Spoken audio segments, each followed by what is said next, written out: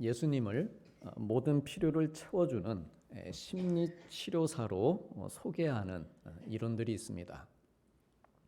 마음이 불안하고 염려되는 일이나 혹은 이 마음에 소원하는 일이 있을 때 그 마음의 요구에 맞게 예수님을 대입을 해서 마치 방정식을 풀어내듯이 문제를 해결하고자 하는 방법입니다. 물론 우리가 믿는 예수님, 우리가 섬기는 하나님께서는 내 안에 있는 우리의 모든 불안과 염려를 이기게 해주시고 또 우리가 바라는 것들을 이루어 주시는 분입니다. 그래서 일찍이 시편의 기자들은 내 영혼아 네가 어찌하여 낙심하며 어찌하여 내 속에서 불안해하느냐, 너는 하나님께 소망을 두라. 그러면 그분이 나타나 도우실 것이다 라고 했습니다. 또 여호와를 기뻐하라. 그가 너의 마음의 소원을 너에게 이루어 주실 것이다 라고 했습니다. 그런데 이 말씀들의 공통점은요, 하나님을 심리치료사로 대하는 말들이 아니라 구원자로 고백하며 드리는 믿음의 기도들이었습니다. 때로 낙심과 불안의 상황들로 인해서 넘어질 때도 있지만 아주 엎드러지지 않는 것은 하나님께서 구원자가 되어주셔서 그분의 손으로 붙들어 주시기 때문이다라는 고백이었습니다. 만일 예수님이 심리치료사에 불과하다면 예수님은 우리의 영혼 구원이 아닌 심리 상태를 인정해 주기 위해 오신 분에 지나지 않습니다. 하지만 많은 부분 우리가 낙심하고 내가 불안해하고 두려워하는 심리, 심지어 내가 소망하는 것들까지도 이러한 것들은 대부분 우리의 죄와 연결이 되어 있습니다. 사람의 욕심과 관련이 되어 있습니다. 대개가 다 그것이 낙심이든 불안이든 그 어떤 것들이든 대부분 우리의 어떤 심리 안에서 나오는 긍정적인 거든 때로는 부정적인 거든 이 모든 것들이 하나님 없이 살다가 내 안에 자리 잡아가고 이렇게 들어온 것들이다라고 하는 것이죠. 성경에 보면은 몇몇 예외적인 경우도 있었습니다. 예를 들어 다윗은 하나님의 언약궤가 허름한 그 천막안에 있는 것을 보고 염려했고, 느헤미야는 예루살렘의 성벽이 무너져 있는 것을 보고 가슴 아파했습니다. 또 예레미야는 유다의 멸망을 바라보면서 지나가는 모든 사람들이여 너희에게는 관계가 없는가? 나의 근심, 나의 고통 같은 고통이 있는가? 볼지어다 여호와께서 그의 진노하신 날에 나를 괴롭게 하신 것이다 라며 슬퍼했습니다. 이들 모두가 다 하나님의 마음으로부터 나오는 거룩한 염려이고 아픔이고 슬픔이었습니다. 이러한 몇몇 가지의 경우를 제외하고는 성경시대나 오늘날이나 사람들을 괴롭게 하는 것은 대부분 이 죄와 관련된 근심 걱정과 불안과 고통입니다. 그런데 내 안에 있는 이런 죄에 대한 물음 없이 심리적으로만 안정을 주고 해결하고자 하는 것은 예수님께서 이 땅에 오신 목적을 오해하고 있는 것입니다. 예수님께서는 우리의 심리 상태를 인정해 주시려고 오신 것이 아니라 오히려 내가 위로받고 또 내가 인정받고 싶어하는 어떤 염려나 불안이나 고통스러운 그 마음들을 드러내게 하시고 또한 직면하도록 하시기 위해 오셨습니다. 우리가 얼마나 죄인으로서 이러한 무거운 짐을 지고 그런 마음에 무거운 짐을 살고 있는지 그 모습을 깨닫게 하시고 진정한 쉼과 평안을 주시기 위해 오신 것입니다. 그래서 십자가를 지신 것입니다. 우리는 예수님께서 당하신 그 십자가의 고난을 생각할 때면 채찍에 맞으시고 침뱉음을 당하시고 가시면류관을 쓰시고 그 선혈이 낭자하는 어떤 그런 고통을 우리가 떠올립니다. 양손과 발에 커다란 대못이 박히고 옆구리에는 창이 찔리는 정말 고통스러워하는 모습을 떠올리면서 우리가 눈물을 흘립니다. 근데 우리 성도님들, 물론 이것이 우리 주님께 견디기 힘들고 아프고 또 고통스러운 과정이었지만, 그러나 성경 어디에서도 이러한 것들에 초점을 맞춰서 이것이 고통이다, 이것이 예수님의 고통이었다라고 표현한 구절은 한 구절도 찾아볼 수가 없습니다. 의도적일 정도로 이상하리만큼 복음서의 저자들은 이러한 것들을 예수님의 고통이었다 그렇게 말하고 있지 않습니다. 그렇다면 우리 주님께서 당하신 최고의 고통은 무엇이었을까요?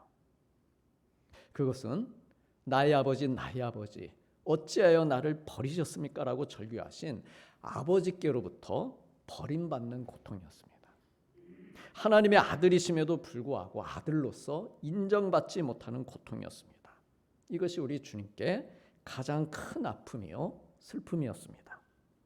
아들로서의 그 아픈 마음, 그 아픈 심리 상태를 인정받지 못하는 그 고통을 감당하시면서 저와 우리 성도님들을 죄로부터 구원해 주신 것입니다. 그러므로 이것을 이루어주신 예수님께서 우리가 이 땅에 살면서 내 걱정, 내 슬픔, 내 소원하면서 괴로워하고 아쉬워하는 그런 마음들을 그저 달래주시고 인정해 주시기 위해서만 오신 것인가? 라고 하는 것이죠. 그보다는 아무개야 우리 이름을 부르시면서 내 가까이 오셔서 내 이름을 부르시면서 네가 지금 왜 그렇게 걱정하고 괴로워하고 있는지, 왜 네가 내 안에 살고 있다 하면서도 주님 안에 살면서도 이렇게 불안해하고 낙심하고 두려워하고 있는지를 네가 구원받은 하나님의 자녀라는 사실을 기억하면서 한번 곰곰이 생각해 볼 수는 없겠니? 라고 말씀하시는 것입니다. 우리가 만일 이런 시간을 갖지 못하고 예수님을 그저 심리치료사 정도로 생각하고 산다면 예수님을 나의 욕구와 나의 빈 공간을 채워주시는 분 정도로 주님께서 오신 목적을 살짝 틀어놓고 사는 것입니다. 신앙생활 하긴 하죠. 그런데 틀어놓고 정면에서 예수님을 제대로 보질 못하고 틀어놓고 예수님을 보고 사는 것입니다. 하지만 예수님께서는 자판기처럼 원하는 것을 누르면 주는 그런 존재가 아니십니다. 주님은 우리를 구원하시고 나를 정결케 하시고 충만하게 하시고 나를 변화시켜 주시기 오신 거룩하신 분이십니다. 그리고 그 일들을 우리의 방식대로 행하지 않으십니다. 나에게 정말 필요한 것을 주시기 위해서 때로 내가 원하는 것을 주지 않으시는 것처럼 보일 때도 있습니다. 그러나 주님께서는 여전히 나를 사랑하시고 나를 위해 일하고 계십니다. 예수님께서 십자가에 달리신 것이 그것이 나를 살리시기 위함이었다는 것을 예수님을 십자가에 못 박으라고 소리쳤던 그 많은 사람들 가운데 과연 몇 사람이나 알았겠습니까? 그래 이걸 몰랐기에 제자들마저 두려워하고 낙심하며 흩어진 것입니다. 그 십자가가 자기들을 진짜 사랑해 주시는 하나님의 방법이었다는 것을 몰랐기 때문입니다. 성도님들, 주님께서는 우리가 원하는 대로 필요를 채워주심으로써 그렇게 우리의 행복감을 느끼게 하는 것만을 우리를 위한 주님의 일에 전부로 삼지 않으십니다. 다시 말씀드리겠습니다. 우리 주님께서는요, 내가 오늘 원하는 것이 있는데 그것을 원하는 대로 그것을 다 채워주심으로써 그렇게 우리의 채워졌으니까 행복하다. 그 행복감을 느끼게 하는 것만을 우리를 위해 오신 주님의 그 모든 일에 전부로 삼지 않으신다는 것입니다. 그래 지금 당장에는 채워지지 않고 그래서 지는 것 같고 손해보는 것 같고 아무것도 이루어진 일이 없어 보이지만 하나님께서 나를 사랑하시는 방식, 내 인생을 인도해 가시는 방식, 그것은 한 번도 실패하신 적이 없으십니다.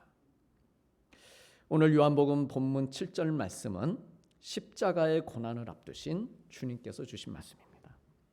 이제 곧 힘없이 십자가를 지실 주님께서 너희가 내 안에 거하고 내 말이 너희 안에 거하면 무엇이든지 원하는 대로 구하라. 그러면 이루리다 라고 말씀하십니다. 성도님들, 이 말씀을 믿으실 수 있겠습니까? 이제 곧 돌아가실 분인데 무엇이든지 원하는 대로 구하라는 것입니다. 꺼져가는 등불인데 내 밑으로 와서 밝은 빛을 따뜻하게 하라는 것입니다. 너희의 몸을. 이게 가당키나 말씀이냐라고 하는 것이죠. 그런가 하면 빌립보서 본문 6절에서 옥중에 있던 바울은 빌립보 교회 성도들을 향해서 너희 안에서 착한 일을 시작하시니가 그리스도 예수님까지 이루실 줄을 나는 확신한다. 이렇게 선포하고 있습니다. 나는 비록 지금 감옥 안에 갇혀 있지만 우리를 위한 일, 우리가 원하는 일들을 주님은 주님의 방식대로 지금 이 순간에도 계속 이루어가고 계신다. 그것을 나는 확신한다. 이 고백을 하고 있습니다. 요한복음 15장은 특별히 예수님께서 제자들과 마지막 식사를 하는 자리에서 주신 말씀입니다.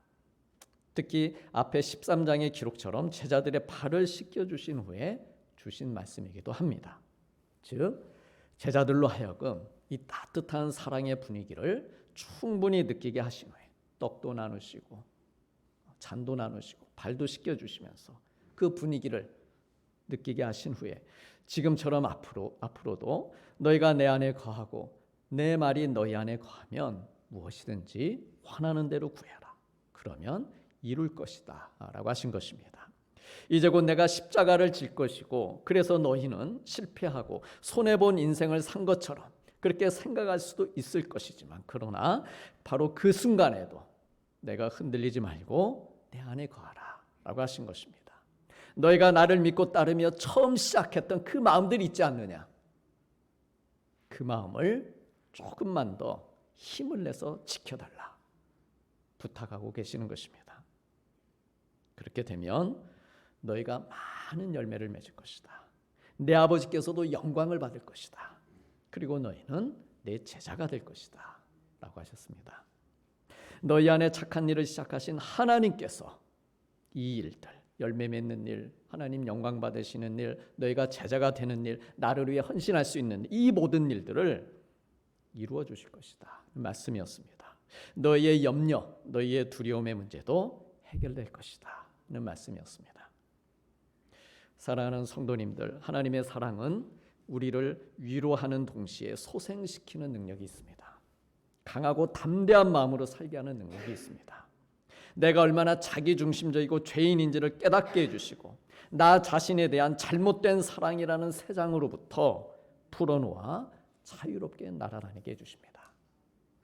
그래 하나님께서는 내가 나를 사랑하려고 애쓰기 전에 먼저 하나님이 나를 사랑하고 계신다는 사실을 꼭 기억하고 생각하며 살기를 바라십니다.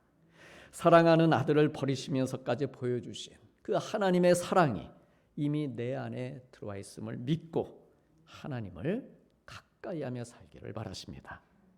그러면 나의 염려와 고통의 문제들이 하나님 안에서 해결되고 내가 세상적으로 갈망하는 것들로부터도 자유할 수 있다라고 말씀하십니다. 그러므로 우리 안에 이 멋진 사랑을 시작해 주신 주님을 우리도 사랑하면서 그 사랑에 우리의 삶을 온전히 의지해 맡겨드리고 내 인생의 문제들, 내 마음의 어려움들을 믿음으로 하나하나 풀어가는 우리 복된 성도님들 되시기를 축복합니다. 우리는 하나님의 자녀라는 새로운 신분을 얻었을 뿐만 아니라 세상의 것들로 예수님을 대체하도록 유혹하는 그러한 사탄을 이길 능력도 얻었습니다. 신분도 얻었고 그 신분에 걸맞게 살아갈 수 있는 능력도 얻었습니다. 그리고 이러한 모습들이 우리의 온 삶을 통해서 지속되어야 되고 이것을 가리켜 우리는 신앙생활을 잘하는 것이다 이렇게 말을 합니다. 우리 성도님들, 우리가 믿는 예수님은 그가 내 안에 내가 그 안에 거하면 열매를 많이 맺는다는 말씀처럼 주님 안에 있는 모든 충만하심으로 우리의 필요를 채워주는 것을 기뻐하시는 분입니다. 우리가 건강한 삶을 살기 위해서 매일 찾아가야 할 의사이고 매일 먹어야 하는 만나이고 매일 마셔야 하는 생수가 솟아나는 반석이십니다. 신령한 반석이십니다. 그런데 이에 비해 우리는 복음 이외에 헛된 속임수에 너무도 쉽게 마음을 빼앗기기에 그러므로 주님께서 나를 날마다 나 안에 오셔서 나를 날마다 새롭게 해주시기를 사모하면서 살아야 됩니다. 그러면 우리 성도님들 생각에 성도님들이 경계해야 할 헛된 속임수는 무엇입니까?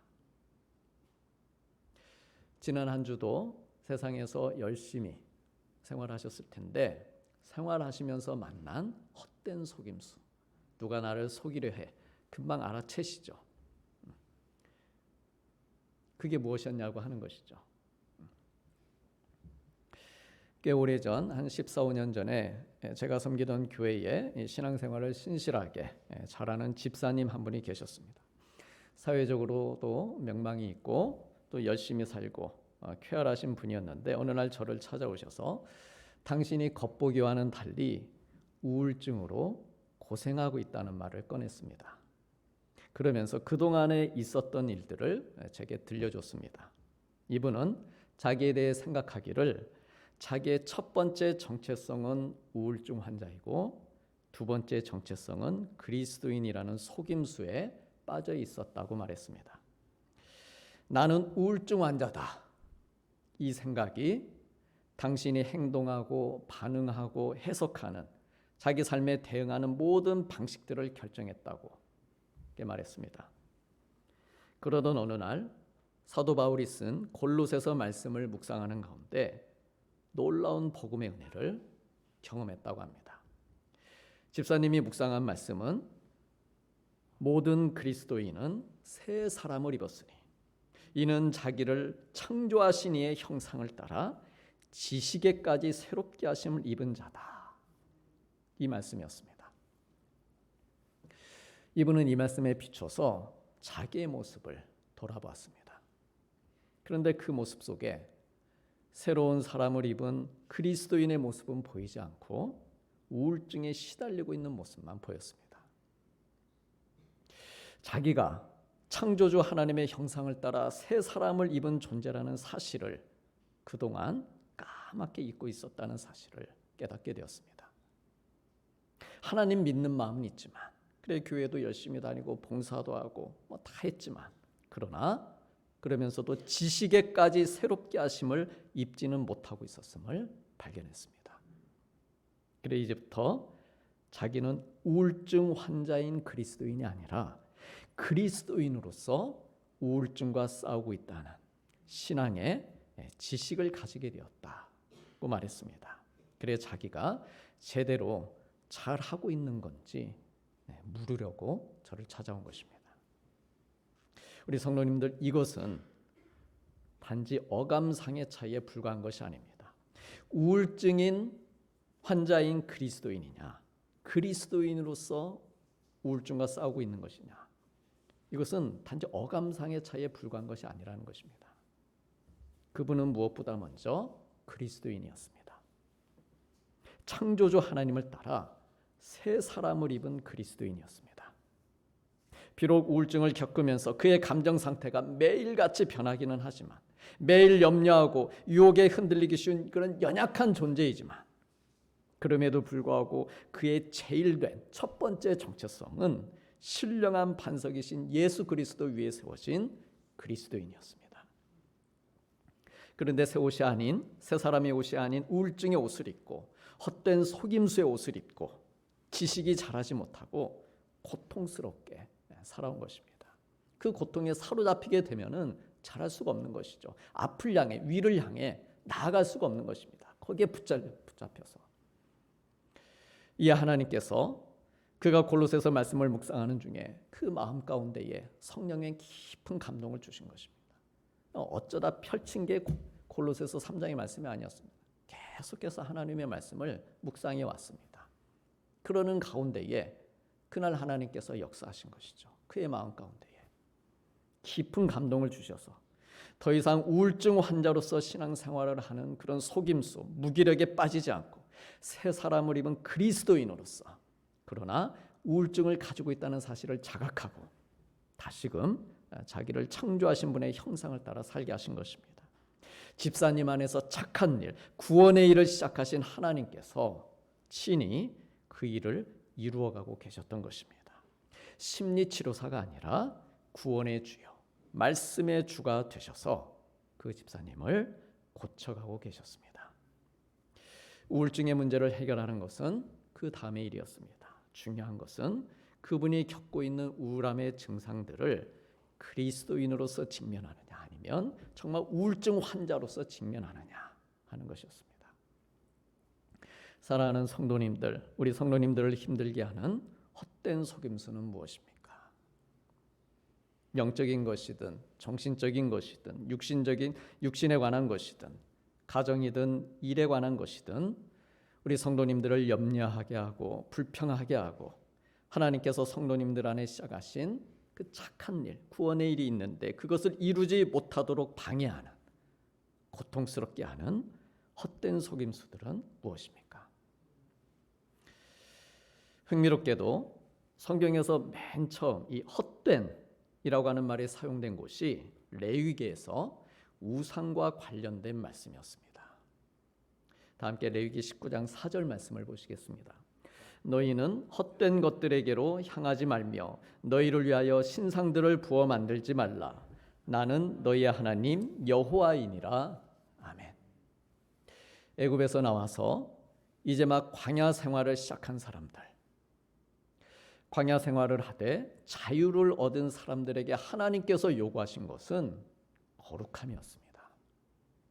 그리고 그 거룩함은 하나님의 형상으로부터 나오는 하나님의 속성이었습니다.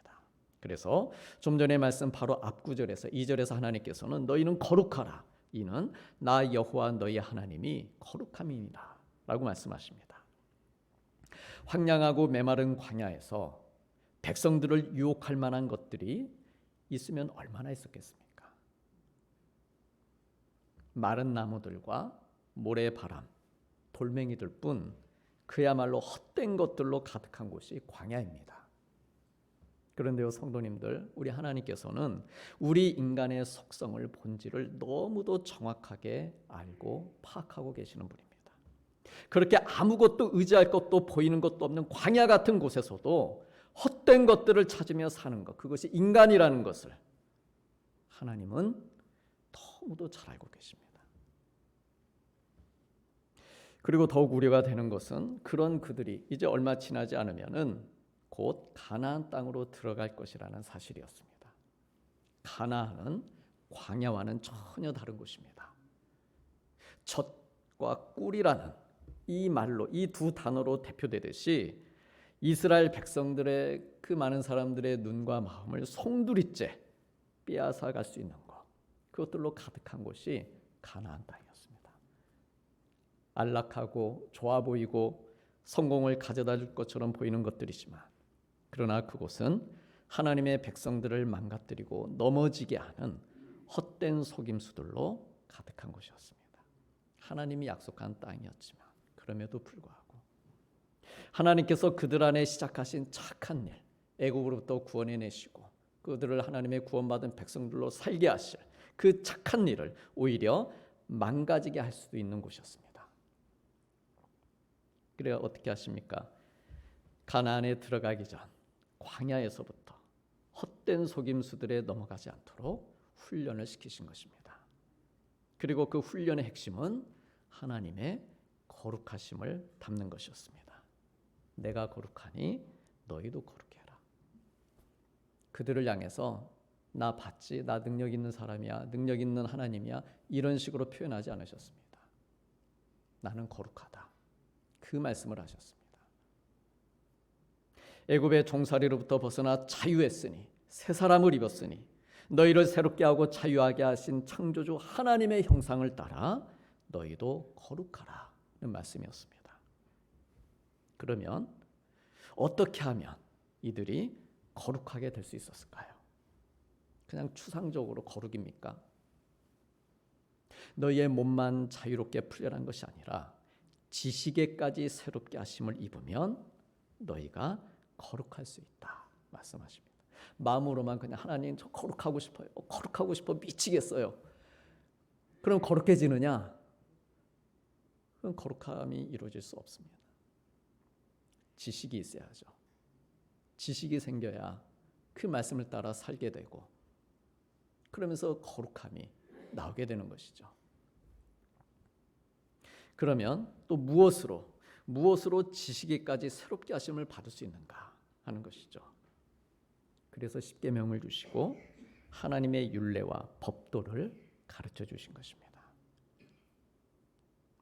광야 생활을 신앙생활하는 곳으로 삼고, 몇 번에 걸쳐서 말씀드렸죠. 광야 생활을 신앙생활하는 곳으로 그렇게 삼고서 말씀을 배우고 이렇게 잘 받아들이고 살면 하나님을 아는 지식에까지 새롭게 되어서 애굽에서의 노예 근성도 고치고 광야에서의 어려움도 극복하고 또한 가나안에서의 헛된 속임수에도 빠지지 않는 거룩한 제사장 나라의 백성의 그 거룩함과 비전을 가지고 살 것이다 라고 하신 것입니다.